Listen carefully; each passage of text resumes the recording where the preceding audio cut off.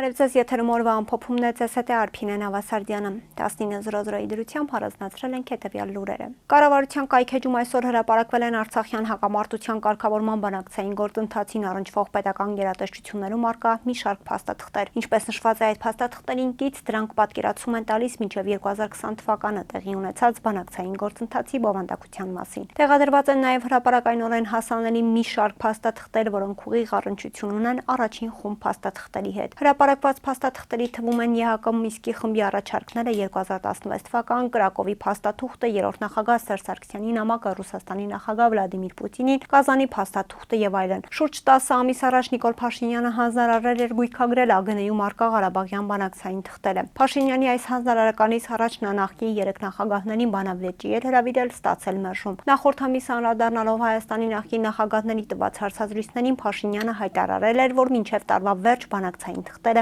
կհրապարակվեն։ Բրյուսելում ՀՀ գործընկերության խորհրդի 6-րդ հանդիպմանն այսօր Արարատ Միրզոյանն ու Եվրամիության արտաքին գործերի եւ անվտանգության հարցերով բարձր ներկայացուցիչ Կայա Կալասը ստորագրել են համագործակցության նոր Հայաստանի Հանրապետություն ԵՄ գործընկերության ռազմավարական օրակարգի փաստաթուղթը։ Մենք քննարկել ենք սահմանային կառավարման հարցում օգնություն տրամադրելը, ինչպես նաեւ նախկին հակամարտությունների եւ անվտանգության հետ կապված ականազերծման գործողությունների ականազերծման հետ կապված վարժանքների, ինչպես նաեւ ականազերծման հետ կապված սարքավորումների տրամադրման հարցերը եւ մենք քննարկել ենք նաեւ գործիքներ, որոնք վերաբերում են ընթացիկ եւ ինտենսիվացող ապատեղեկատվական արշավներին հակազդելուն։ Սա նաեւ այն գործիքակազմն է, որ մենք ունեցել ենք Մոլդովայում, որով Հայաստանը եւս հետաքրքրված է։ Ստորագրման արարողությունից հետո ասել է Կալասը։ Երևանն ու Բրյուսելը դեռ 2024-ի տարեսկզբին էին հայտարարել, որ աշխատանքներ են սկսում ՀՀ գործընկերության նոր օրակարգի ուղղությամբ բոլոր հարթություններում համագործակցության համար սահմանելով ավելի հավակնոտ համատեղ առաջնահերթություններ։ Արդեն այս տարի հունիսին Երևանում Եվրամիության արտաքին գործերի եւ անվտանգության հարցերով բարձր ներկայացուցչի հետ ճեպազրույցում Հայաստանի արտգործնախարարը հայտնեց, որ կողմերն ավարտել են գործընկերության նոր օրակարգի շուրջ բանակցությունները։ Արարատ Միրզոյանը գործընկերության նոր օրակարգի փաստաթուղթը հավակնոտ էր որակել ու պնդել։ Այն ավելի է խորացնելու ՀՀ-ԵՄ երկկողմ գործակցությունը։ Նիկոլ Փաշինյանի քաղաքացիական կինը Աննա Հակոբյանը պնդել է, որ իր ընտանիքը չի օգտվել եւ չի օգտվում 88 սուպերմարկետների ցանցից։ Ես անձամբ երբեք չեմ եղել դրանցից որևէ մեկում, ես չգիտեմ դրանք ինչ խանութներ են, որտեղ են գտնվում, ինչ որակի ծառայություն են մատուցում։ Անկեղծ ասած չեմ էլ պատրաստվում երբևէ օգտվել 88 կոչված խանութներից։ Ես արդեն շուրջ 20 տարի մեր ընտանիքին անհրաժեշտ գնումները կատարում եմ Երևանի 2 տարբեր սուպերմարկետների ցանցերից եւ առաջիկայում էլ կշարունակեմ նույնը։ Բանջարեղեն գնում ենք քաղաքի տարբեր փողոցներում տեղավորված միրգ բանջարեղենների փոքրիկ գեղեցիկ կետերից։ Գրել է Հակոբյանը հերթական անգամ վստահեցնելով, որ ինքն առնչություն չունի սուպերմարկետների հիշյալ ցանցի հետ, որը Հայաստանում լայն տարածում է գտնում։ Փաշինյանի քաղաքացիական կինը խնդրել է քաղաքացիներին չհավատալ սուպերմարկետների այդ ցանցի ու իր անվան հետ կապվող խոսակցություններին, որոնք նա բամբասանքներ է որակել։ Իսկ եթե ձեզ ամեն կերպ հավատացնում են, թե դրանք հիմն են, ուղղակի բոյկոտեք եւ մի օգտվեք այդ ցանցից մի շիշ ջուր անգամ մի գնեք Աննա Հակոբյանի 88 սուպերմարկետներից։ Եվ առհասարակ ցանկացած բիզնես, որի անունը կկապվի իմ անվան հետ, բոյկոտեք։ Եթե կան շրջանակներ, որոնք անպարկեշտ ձևով կապում են իմ անունը այս կամ այն բրենդի հետ, այս կամ այն նպատակով, թող իրենց մեջ բարձաբանեն իրենց հարցերը, իսկ մենք կբոյկոտենք։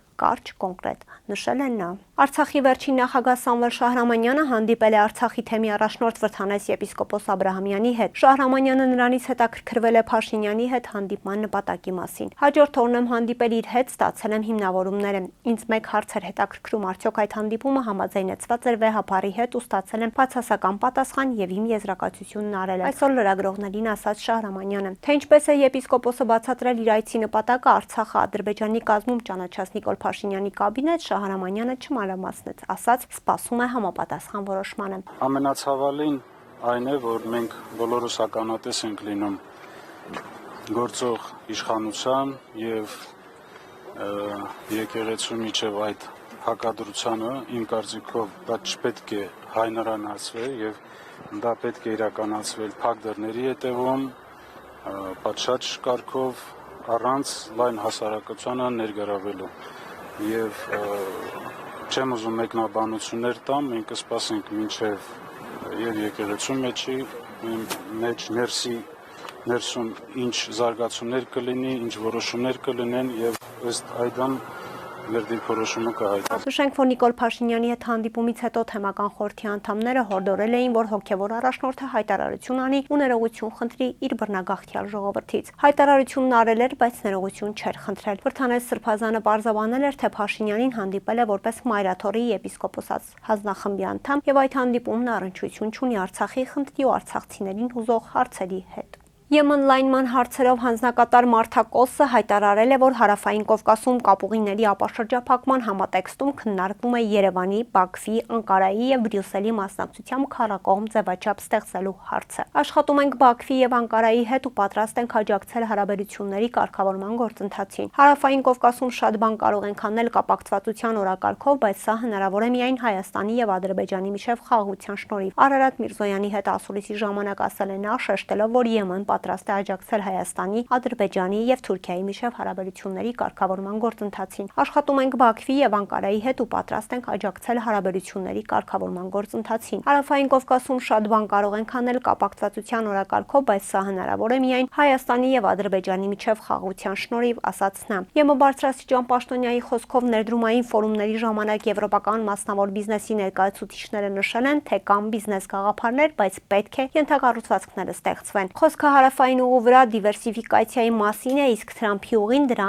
մի մասն է։ Պետք է կապենք արևելքն ու արևմուտքը, իսկ Հայաստան, Ադրբեջան, Թուրքիա, ԵՄ քառակողմ քննարկումները սկսել ենք հոկտեմբերին նախարարների հանդիպումից հետո, նշեց Մարթա Կոսը։ Հակոբ Հարշակյանը եւս չի առաջադրվի խորհրդարանական ընտրություններում քաղաքացիական պայմանագիր կուսակցության համամասնական ցուցակում ընդգրկվելու համար։ Լրագրողների հետ զրույցում Հարշակյանը պարզաբանեց, որ տեղափոխվելու է աշխատանքի մասնավոր ոլորտ։ Պատճառները տարբեր են, ասել է նա հավելելով. Ես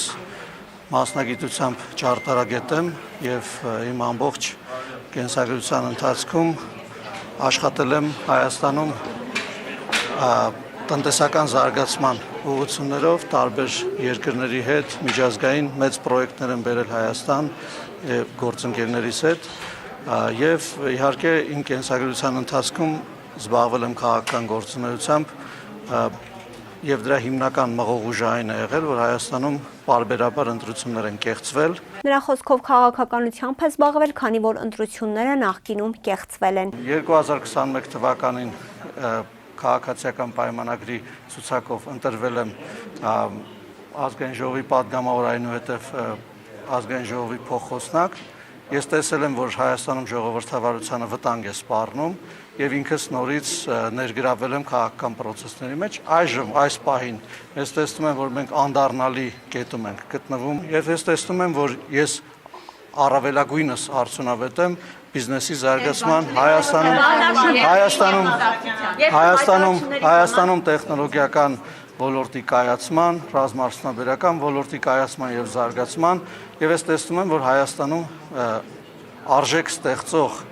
հատվածում շատ ավելի մեծ անելիքներ ունեմ իմ կուտակած փորձով։ Հիշեցնենք, որ Հակոբ Հարշակյանը, ով քաղաքացիական պայմանագիր կուսակցության նախորդ վարչության անդամ էր, չի մասնակցել կուսակցության 7-րդ համաժողովին, քանի որ անդամավճարի պարտք ունի։ Ամուլի տեղեկություններով խոսքը 30,000 դրամի մասին էր, ավելի վաղ հայտնի էր դարձել, որ իշխող կուսակցության ցուցակում ընդգրկվելու համար չեն առաջադրվել գործող ազգային ժողովի падգամավորներ Խաչատուր Սուքիասյանը, Հրաչյա Հակոբյանը, Լենա Նազարյանն ու Քրիստինե Պողոսյանը։ ԿՊ-ի համամասնական ցուցակում ընդգրկվելու համար թեկնածուների ինքնարաչադրման ժամկետը լրացավ նոյեմբերի 30-ին։ Կուսակցության աշխատակազմի ղեկավար Արուսյակ Մանավազյանի փոխանցմամբ առաջադրվածների թիվը շուրջ 380 է։ Նրանցից մոտ 4 տասնյակը անկուսակցական են, ովքեր պետք է 1.5 միլիոն դրամ վճարեն կուսակցությանը, եթե ԿՊ վարչությունը նրանց թեկնածությունը հաստատի։ Այսօր դեկտեմբերի 2-ին ավտովթար է տեղի ունեցել Երևանում ժամը 11:30-ի սահմաններում Իսակովի պողոտայում ժողովրդին հայտնի Արգավանդի խաչմերուկում բախվել են Արմավիրի մարզի բնակիչ 32-ամյա Սուրեն Մ-ի վարած Մերսեդես եւ Արագածոտնի մարզի բնակիչ 29-ամյա Արման B-ի վարած Մերսեդես մակնիշի ավտոմեքենաները։ Ինչպես դեպքի վայրից հայտնում է ֆոտոլրագրող Գագիկ Շամշյանը, վթարի հետևանքով նախնական տեղեկությունների բարեբախտաբար տուժածներ չկան։ Վարորդները ենթարկվել են սթափության փորձաքննության, եղել են սթափ։